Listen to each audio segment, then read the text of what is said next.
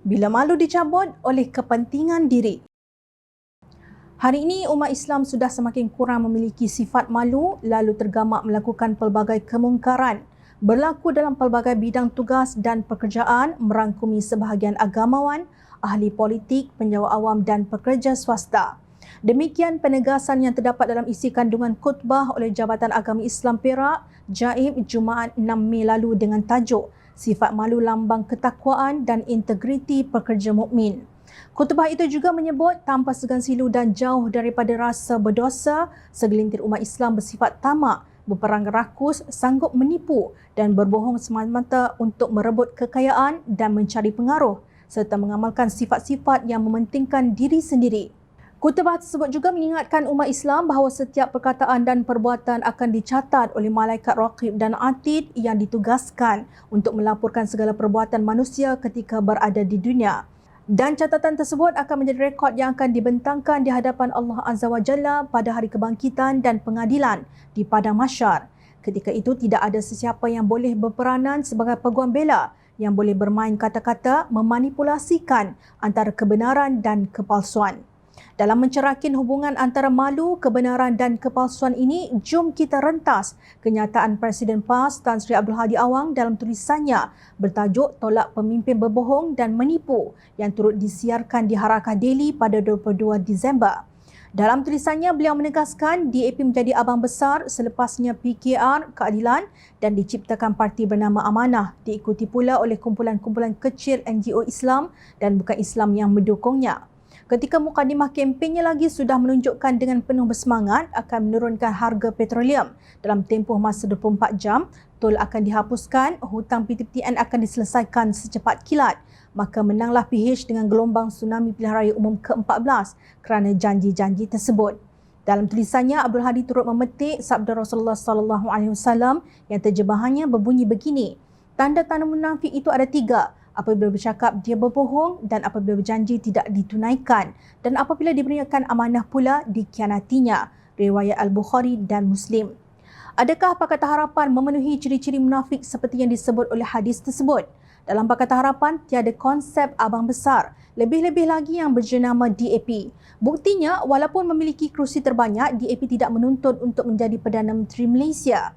Selepas pilihan raya umum ke-14 di Melaka, mereka menang kerusi terbanyak dalam Pakatan Harapan, tetapi mereka tetap tidak menuntut kerusi Ketua Menteri yang diserahkan kepada Ketua Amanah Melaka, Adli Zahari.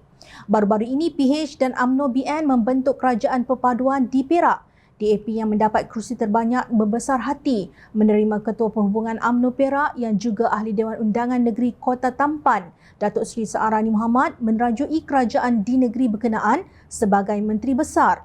Perlu diingat, di Perak naib pengurusi DAP ialah seorang Melayu beragam Islam yang juga dikenali sebagai pakar Perlembagaan Malaysia, bekas Profesor Universiti Islam Antarabangsa Dr. Abdul Aziz Bari. DAP tidak bersikap sombong mendesak agar kerusi Menteri Besar diserahkan kepada mereka. DAP tidak berbuat demikian demi kestabilan politik. Parti itu menyokong cabutan tiket nombor ekor dikurangkan daripada 22 kali setahun ke 8 kali setahun. DAP juga tidak membantah pengenalan tulisan Jawi di sekolah vernacular kerana bekas Timbalan Menteri Pendidikan Teo Ni Ching dan ahli politik veteran parti itu Lim Kit Siang turut menyokong dan mempromosinya.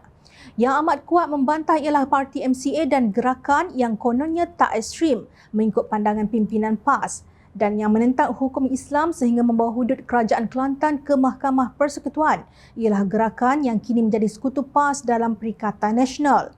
Pakatan Harapan tidak pernah berjanji untuk menurunkan harga minyak dalam masa 24 jam. Itu merupakan janji Datuk Seri Anwar Ibrahim dalam pilihan raya umum tahun 2008. Mengulas mengenai kritikan terhadap beliau berhubung janji tersebut, Anwar berkata, mengapa tak jadi? Sebab kita tak memerintah dan saya tak jadi Perdana Menteri. Nak buat macam mana? Katanya. Hari ini harga minyak bersubsidi RON 95 kekal dengan harga RM2.05 seliter dan diesel RM2.15 seliter. Sementara itu, harga minyak RON 97 turun ke RM3.35 seliter berbanding RM3.95 seliter pada Oktober.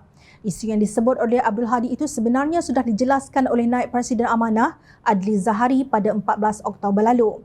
Menurut beliau, janji untuk mengurangkan harga minyak ke RM50 tidak ada dalam dokumen Manifesto PH 2018. Yang ada dinyatakan adalah perancangan PH untuk memberikan subsidi minyak bersasar dalam tempoh 5 tahun pemerintahannya.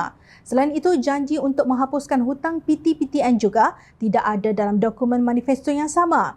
Yang ada dinyatakan adalah perancangan PH untuk memberikan pengecualian bayaran balik kepada peminjam yang bergaji bawah RM4,000 sebulan.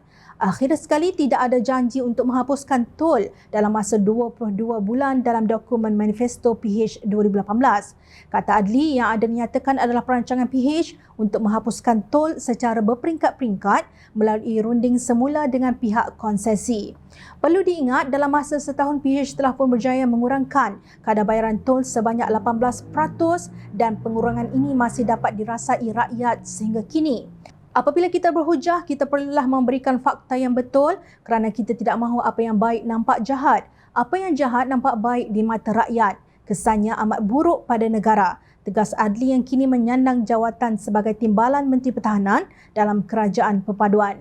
Bukan Abdul Hadi tidak tahu bahawa dalam Islam berbohong itu dikira sebagai sifat orang munafik kerana beliau sendiri memetik sabda Rasulullah SAW mengenainya yang membawa maksud. Tanda-tanda munafik itu ada 3. Apabila bercakap dia berbohong dan apabila berjanji tidak ditunaikan dan apabila diberikan amanah pula dikhianatinya. Riwayat Al-Bukhari dan Muslim. Anehnya, Abdul Hadi masih cuba menjustifikasi tomahannya itu dengan menggunakan hadis Rasulullah SAW yang terjemahannya berbunyi begini. Akan tiba masanya kepada orang ramai tahun-tahun yang banyak berlaku penipuan. Dipercayai orang yang berbohong dibohongi orang yang benar. Diberikan amanah kepada pengkhianat, dikhianati orang yang benar-benar amanah. Kemudian golongan Al-Rabidah, orang-orang jahil agama banyak bercakap. Baginda SAW ditanyakan, "Wahai Rasulullah, siapakah itu golongan Al-Rabidah itu?" Rasulullah SAW bersabda, "Orang jahil bercakap perkara besar yang menyentuh orang ramai." Riwayat Ibnu Majah dan Ahmad. Antara ciri yang melayakkan seseorang itu menjadi pemimpin ialah akhlaknya. Ini ditegaskan oleh Nabi SAW dalam sebuah hadis bahawa setiap agama yang diutus itu mempunyai prinsip akhlak dan akhlak Islam itu ialah sifat malu.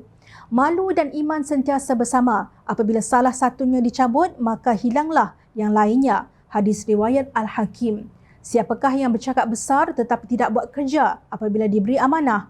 Kalau tinggal di rumah kaca, jangan suka baling batu. Rakyat memerhati.